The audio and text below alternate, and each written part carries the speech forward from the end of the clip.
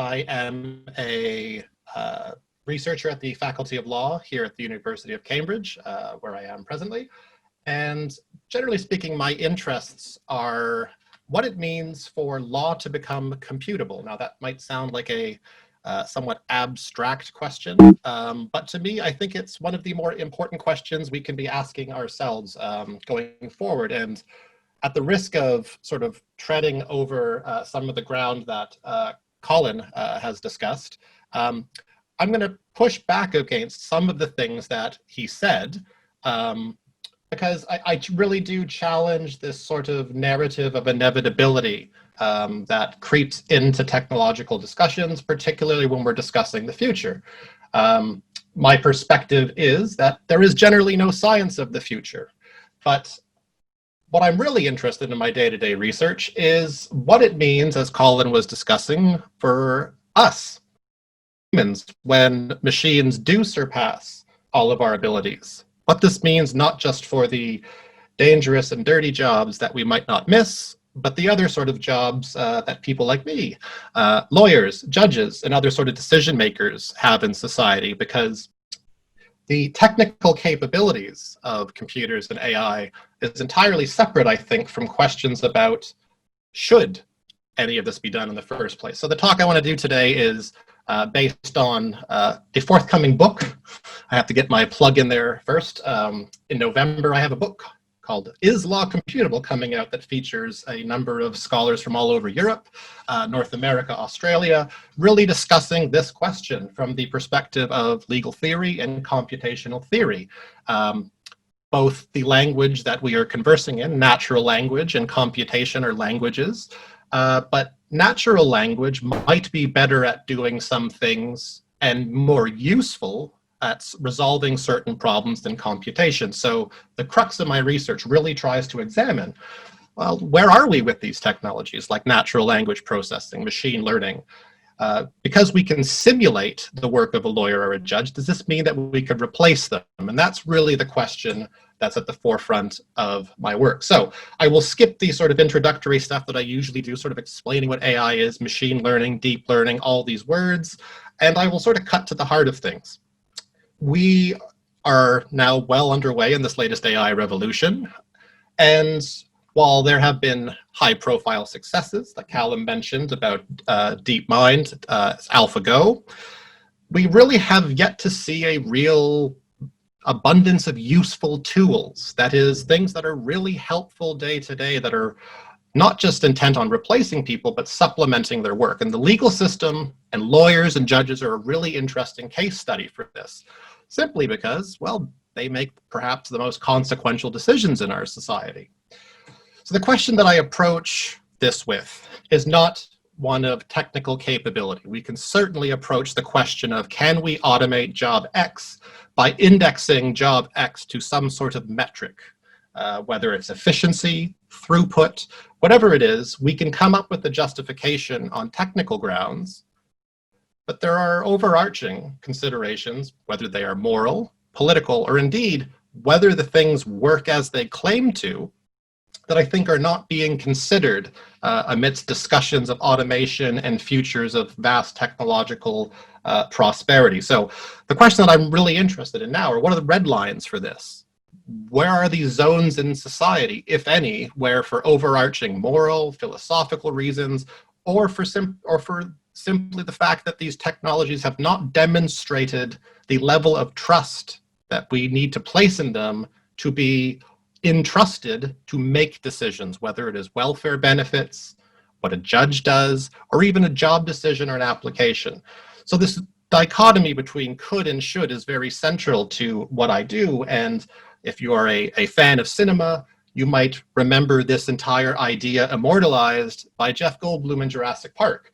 I've just inserted data in there, but I think that kind of gets the point across. I think with AI and technology more generally, because it's exciting, because it's new, because we can spin webs of tales about what it might do for us, it's appealing, especially now when we're all in lockdown and living, forced to confront our own mortality, our own frailty.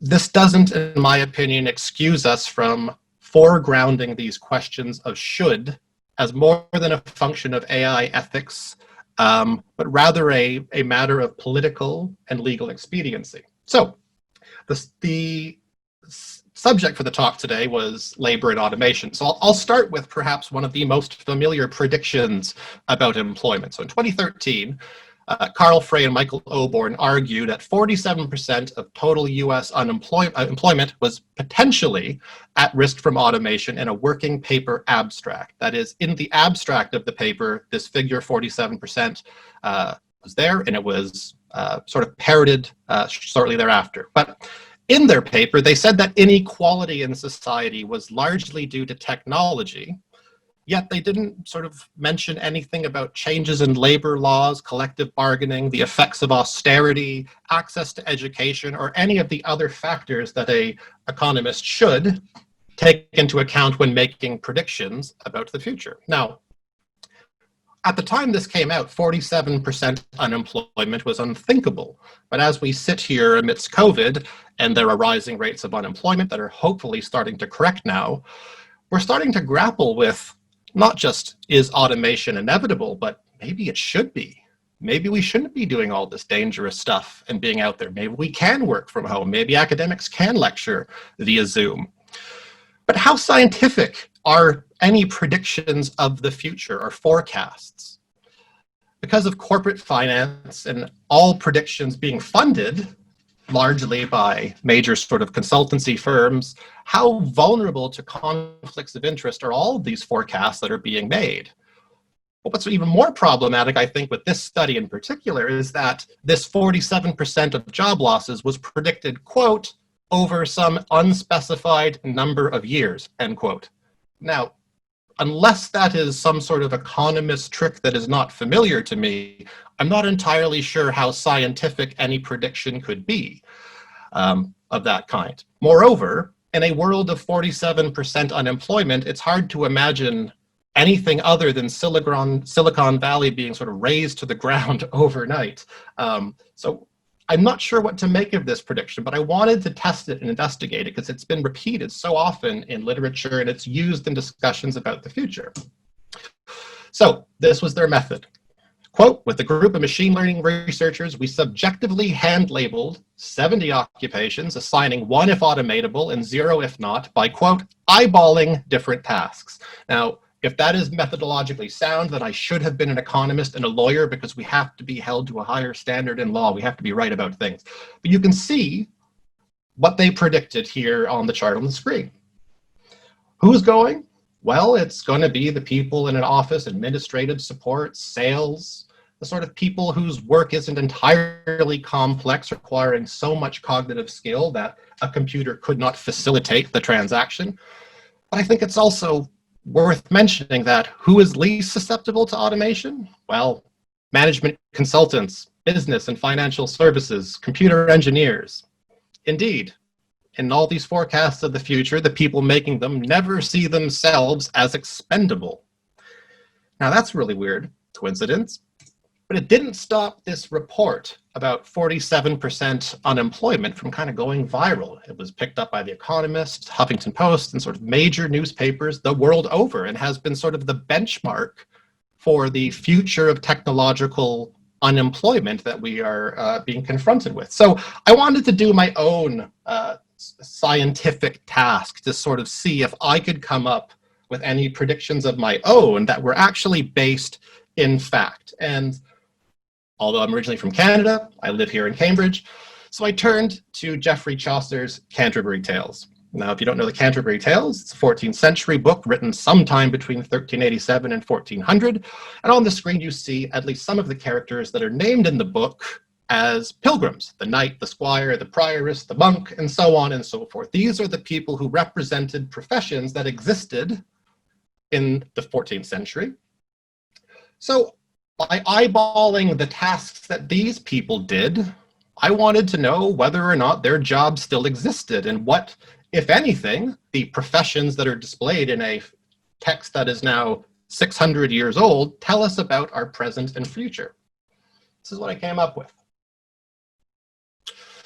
So I assigned 1 point for jobs that I think still exist, no points for a job that is redundant, and a half point for things that I'm not entirely sure what they are, or if we can call them a job, but I just put them there anyway. So Geoffrey Chaucer, playwrights still exist. There's still hotel owners. There are still wives. There are still cooks, sergeants, and so forth. But we don't have a lot of knights, millers, reeves, summoners, squires.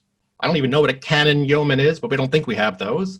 But we still have all of these other jobs here. So I came up with, well, 13.5 out of 25, which means 46% redundancy, which puts me broadly in line with the predictions that Frey and Oborn made about technological unemployment. So, does that study actually tell us anything? Or is it merely observing a process that began much earlier? Certainly in this country, in the UK where I am, the Industrial Revolution of the 1800s had a massive effect on labor and employment, as Callum was discussing. When machines started appearing, they didn't just replace people, they made the knowledge those people had, whether they were silk weavers, merchants, or Jacquard loomers, encodable and computable, skills that had been passed down through families and generations that came to elevate certain people for having a particular skill set for a particular craft or trade, became in demand on the basis of their labor. Now, when the John Kay's flying shuttle was invented in 1733, for instance, well, all of a sudden, machines could weave larger widths of cloth much faster than humans. So the automation of the physical domain really began in earnest.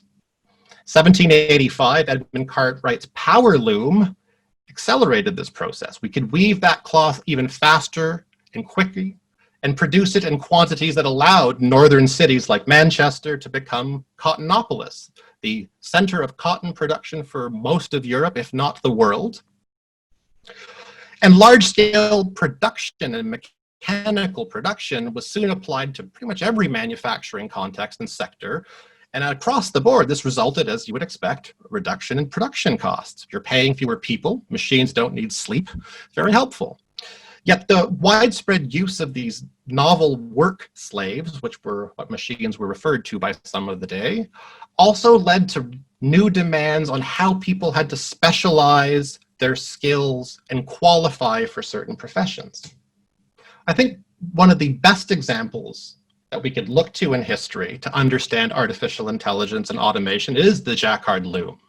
So in 1804, Joseph Jacquard invented the Jacquard Loom. And what we're looking at here is really a proto-computer. The loom was controlled by a chain of punch cards that could be programmed, that is, punched in a specific pattern and stitched together to create a sequence that could be then used to program the machine to produce that pattern. Now, if you were a Jacquard weaver who had spent hundreds of years passing down these skills through families and generations, you were probably rightly aggrieved. And indeed, in the UK, we saw the Luddite rebellions. We saw pushback against not the machines themselves, but that the benefits of who derived benefit from those machines wasn't accruing to everybody. It was accruing to the people who owned them. I think that's really what the concern is here. So to reiterate what Colin was discussing, I think we can break it down like this. The Industrial Revolution meant the automation of the physical domain of people. Machines have now and long been better, faster, and stronger than us at doing mechanical tasks. We've lost that race. AI, by virtue of trying to use the brain as inspiration, whether it's architecturally or philosophically for how we might build a computer to replicate aspects of human intelligence, well, what we are talking about is automating the cognitive domain. Now, of course, automating the cognitive domain in its entirety would be what many people call sort of artificial general intelligence, a machine or a computer system that can do just about anything you and I can do, but do it better, faster, better, and so on and so forth. But automating more discrete aspects of intelligence is increasingly feasible. But I think the question is, how much intelligence do we need? Or how much automation, or how much intelligence must we automate before we have confidence that what we are doing actually works? And this brings me right back to judges and lawyers, because far from being a philosophical question or an abstraction, this is something that many countries are now pursuing aggressively as legal systems across the board continue to be underfunded and beleaguered and are facing backlogs of all sorts. Now, we want justice to be done. We want to facilitate access to justice, of course, but I think the lingering question that we have to ask ourselves is, what kind of justice will we be accessing and where will we be accessing it? Law is a really interesting case study simply because we have resisted technology. Lawyers have generally been stubborn and change adverse. The legal services industry has never been one where doing work quickly paid.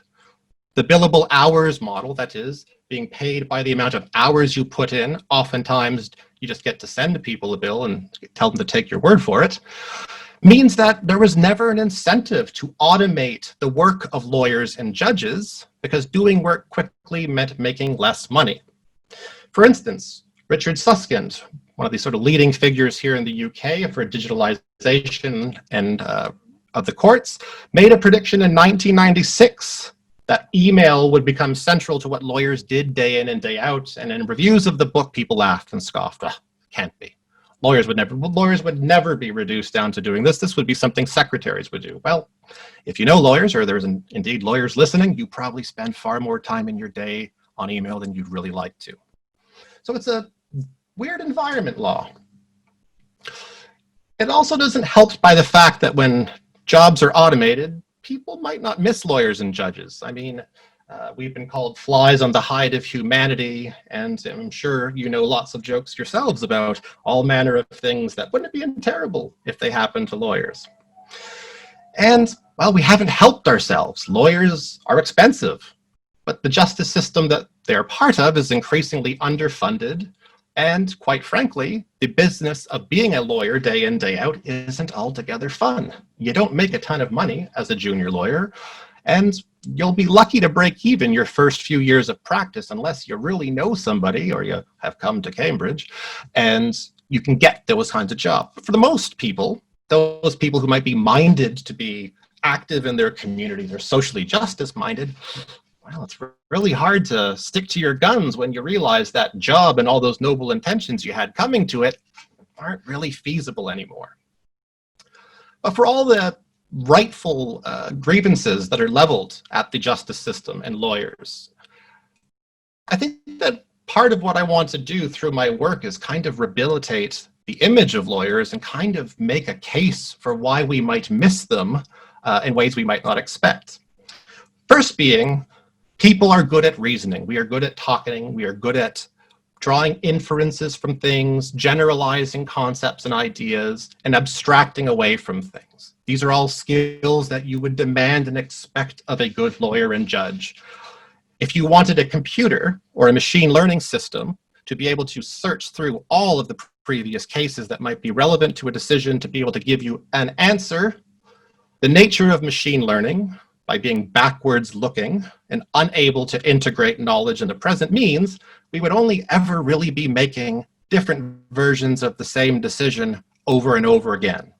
And that the law would never really evolve because this language that we use, this messy, imprecise, natural language, I speak in English and you have to understand in Spanish, well, it's kind of one of its benefits.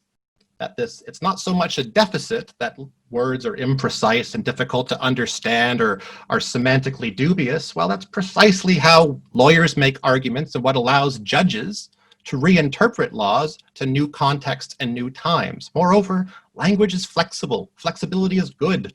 Inflexibility makes things brittle, brittle things break, and they break often in unpredictable and unexpected ways.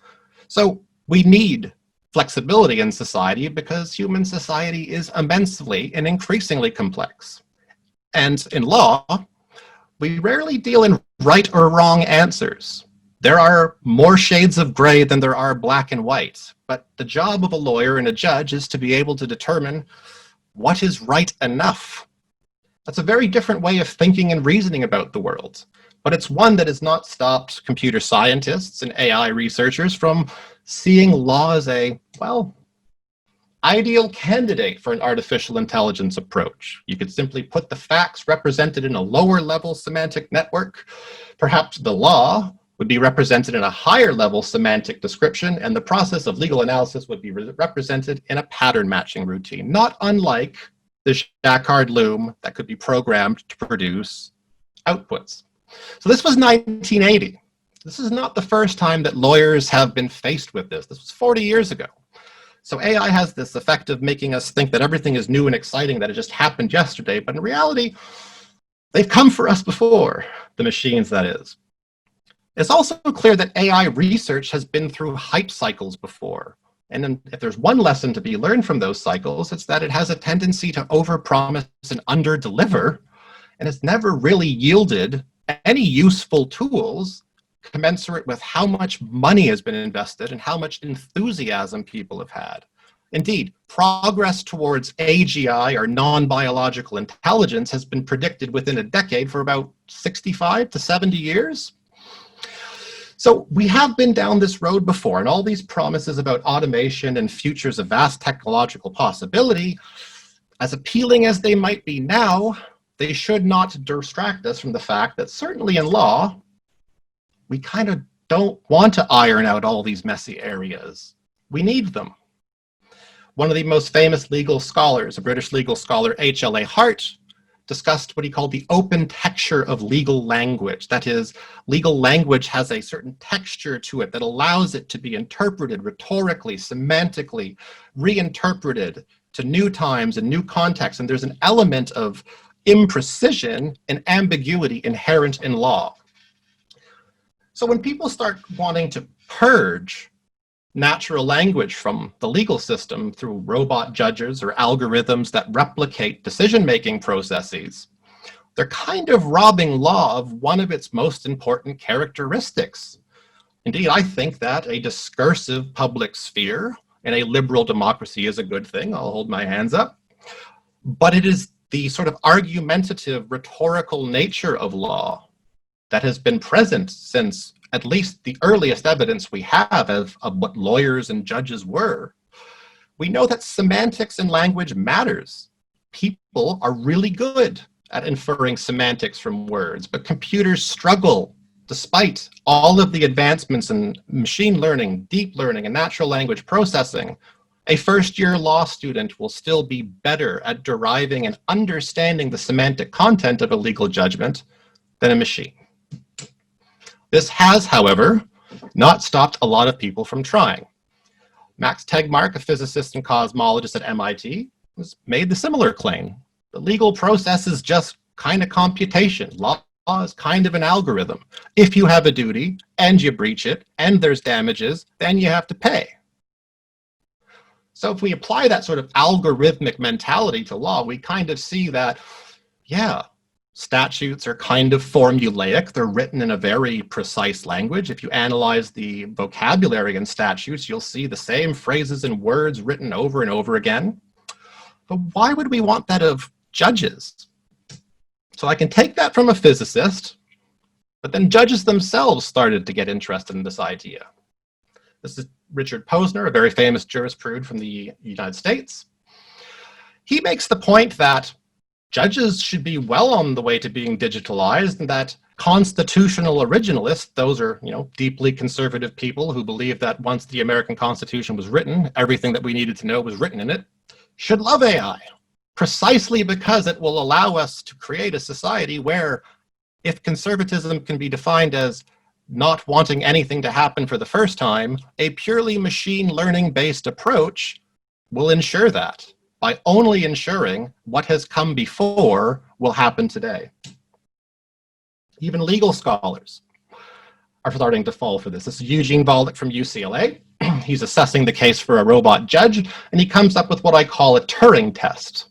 Basically, if an entity writes judicial opinions well enough, it's intelligent and good enough to be a judge. That is, if we're persuaded by it and what comes out of the box convinces lawyers, we don't need to ask anymore. Now, I find this really difficult because I teach first-year law students and lawyers from all over the world, and I have to go and tell them that the process through which we make decisions and judgments actually matters, and these things have to conform to overarching expectations, or else there will be a due process or rule violation. So a lawyer saying that the process doesn't matter just doesn't sit with me. So this brings us to what is promising to automate the work of lawyers and judges. It is called legal tech, short for legal technology. And legal tech sort of runs the gamut of useful tools for lawyers, things that allow them to do e-billing, drafting, discovery, contract review, so on and so forth. There is now a cottage industry of companies building tools to help lawyers do their lawyerly work. Now, personally, I don't care what lawyers do to do their work. If they have a better version of Excel or a better version of LexisNexis, I'm on board. I want access to it. But it's when I start seeing stuff like this that makes me interested. A lot of these companies will claim that their systems are far better than lawyers at various tasks, at reviewing contracts or doing NDAs or due diligence reviews. Well, we never really were in competition to do these things quickly. So I'm not sure what these performance metrics mean when a profession has always been oriented by not doing things quickly. So I kind of find claims like this a bit disingenuous. I also find it really disingenuous, as some other people claim, that we can actually predict what courts will do. Now, if we could predict what courts will do, the difference between predicting what they will do and calling that prediction their decision is just the amount of confidence we put in that prediction. So on your screen, you see a recent paper by a team of Americans who applied this to the Supreme Court of the United States.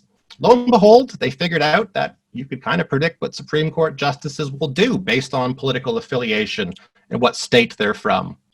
Well, that was until last week, when two leading conservative justices wrote the opinion in the LGBT rights case that determined that LGBT persons were actually, in fact, protected by the Civil Rights Act 1964. Nobody saw that coming. In fact, a decision a couple days later on abortion rights in Louisiana also had a conservative justice write the leading opinion. All the algorithms that predicted the outcome of those cases in research did not get it right. But I'm pretty glad they didn't. We've seen this across the European Court of Human Rights, Brazilian courts, and it's all part of this move towards trying to use AI and machine learning, not just to automate the work of human lawyers and judges, but their capabilities that are earned as a consequence of education, accreditation, and experience to do these things. So can we predict case outcomes? Probably. If by predict you mean you can get a machine to reach the same conclusion that a human judge reached yesterday, yes, you'll be very good at predicting case outcomes. I come back to the other question. Should we be able to? Should we be able to predict what a court would do? Because if we can predict it with absolute certainty, why do we need judges? This has not stopped, however, countries like Estonia from implementing just that, a robot judge to help decide small claims cases under €7,000. And in China, we now have three fully online courts in Hangzhou, Guangzhou, and Beijing. And Chinese citizens can also interact with AI judges through their phones and upload evidence and receive verdicts back via text and chat applications. When these systems have applied in criminal justice contexts, well, the results haven't been much better. COMPASS, which is an acronym for the Correctional Offender Management and Profiling for Alternative Sanctions, a bit of a mouthful, basically is a tool that helps judges determine whether someone is at risk of reoffending and whether they should be sent to jail or they should be released. Research following the implementation of this determined that, well, if you are Black, you are very likely to be sentenced for a less severe crime to a more severe jail sentence than you are as a white offender with a criminal record for a more serious offense. The reason being, far from liberating us from our prejudices, if we have fed a machine with the history of our prejudices, the structural biases and inequalities that went into creating a data set that leads to the conclusion that Black people are more dangerous than white offenders, you are only legitimizing and totalizing the exact same prejudices and biases you sought to escape. It's exactly why, a couple months ago, France kicked data scientists out of its court with a 5-year prison sentence for anyone trying to do just that. If you are trying to model and predict what a judge in France might do, France doesn't want you in the courts anymore. Basically, they've said that modeling how judges think and reason with a view towards using this is kind of like counting cards in blackjack. Not exactly illegal if you can do it in your head, but the casino's still going to kick you out because it's still just dodgy. This is indicative of a move that I think we're going to start seeing in other jurisdictions as confidence in these systems begins to dwindle and there's no metric of what success or accuracy means for predicting things and then applying them to real life situations. If you want to know what happens when you get rid of people from the decision process, ask the Australians. Last year, a couple years or so, they've been going through what's called the robo-debt fiasco. This was, to put it short, an automated system that was used to send out reconciliation and debt collection notices to people who are benefited from social services. So, whereas the Department of Human Services would normally send out about 20,000 letters a year, when they automated the process and allowed the machine to actually post letters independent of human oversight, well, they posted out 169,000 letters from July to December 2016. You can guess what happened. Well, the Supreme Court of Australia shot it down.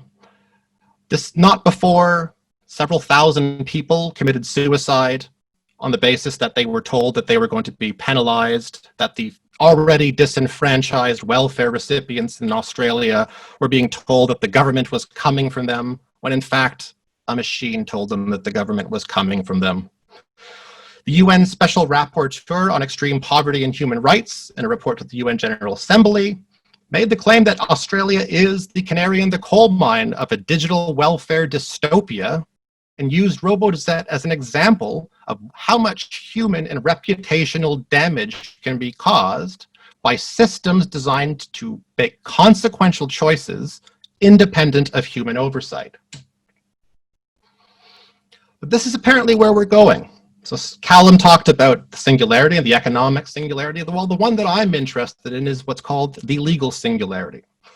That is, at some point, machines will eventually surpass human lawyers and judges, and they won't just surpass us, we will live in a utopic society where the legal system is, quote, sustained in a type of reflective equilibrium along the lines described by John Rawls in A Theory of Justice. You don't know what that means?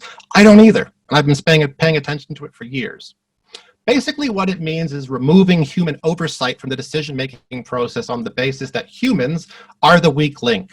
We are biased, we are flawed, we are frail, we are prejudiced, and if only we could find a way to capture those best elements of our cognition, but have none of our worst angels included, then we'll be on the way to utopia.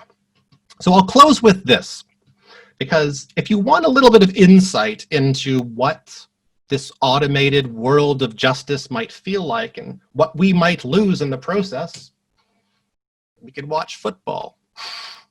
So if you are a football fan, you might have been familiar with video assistant referee. In short, VAR is a robot referee. It uses cameras, monitors to be able to help referees make calls for goal, no goal, offside or not offside, legitimate attempt to play the ball, so on and so forth.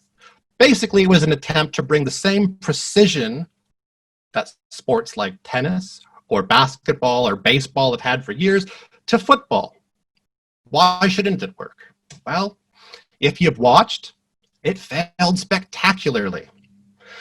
Probably the best example, certainly in the UK, was Raheem Sterling's last-second winner in the Champions League last year against Tottenham, which made for one of the most stunningly theatrical, and as a Manchester United fan, hilarious moments in the history of sport. When City thought that they had made their way to the Champions League final, only to have VAR say that the goal was offside, the goal was overturned, but not after the City fans and their entire stadium erupted in a spontaneous rapture, only to be told the computer says no. So why, with VAR entering its final stretch in this COVID extended season, are people now united in the idea that, well, it's kind of been a disaster? Why has it been a disaster? It's done exactly what it promised. Multi-angle slow motion replays are much better for a referee and provide much greater detail than the naked eye. If matches are supposed to be decided on merit than fluke, what's the problem? Well, football fans hate it. People in the stadium have no idea what's going on. People at home understand what's happening. But VAR has disrupted the rhythm of a game premised on spontaneity and catharsis, denying players and fans the joy of celebrating until the computer says yes. And if anything is positive to take away from this, it has united otherwise tribalistic football fans in chanting, "It's not football anymore," or the more straightforward, "Fuck VAR." And wherever you go across the world, VAR is being linked to everything from racist chanting to Bolsonaro blamed for Argentina, VAR carnage. Well, I think it gives us a glimpse into what we all kind of know. There's a letter in the spirit to the law. Machines might be really, really good at enforcing the letter of the law. That's not exactly what we want. There is something in between. There is something in between mechanical perfection and the desire for ever more efficiency and the realization that sometimes you just gotta let things slide. Only then do we have a game that is a beautiful game that we love. So, what's at stake by automating justice? Everything. I think that as we've seen the ingress of technology into economics, media, politics, we've seen this corrosive effect, and you don't have to be a Luddite or a pessimist to say, maybe we're not getting the best end of the deal here. So my argument is, maybe you should leave law alone. Maybe law is this realm in the world where we can come together and use this shared language, natural language, that people like Noam Chomsky would suggest is perhaps biologically baked into us. Now, my research is going to be exploring this because what I'm interested in is what are words good at and what are numbers good at? Because there has to be some sort of balance, and I see protecting the sort of autonomy of the legal system and the legal profession, not to say that lawyers can't and should do a lot better, as probably one of the last pillars left standing in a liberal democratic society. So I'll say this just in closing, that if you would get rid of judges in society, that is, people elevated to a position of authority who have earned this position, hopefully, well, getting rid of them or subjugating them to ontologically superior methods of computation risks undermining the legal institution as a whole. If we value anything, if we are positively disposed to anything, we have to value the commons. If we can't agree on that, and if we can't agree on the fundamental role of laws to ensure that power is only as exercised in ways that are compatible with the preservation of the infrastructure of all other infrastructures, then it's really hard for me to understand how any version of the legal singularity ends well for us, or how any future of automation is really one that we want.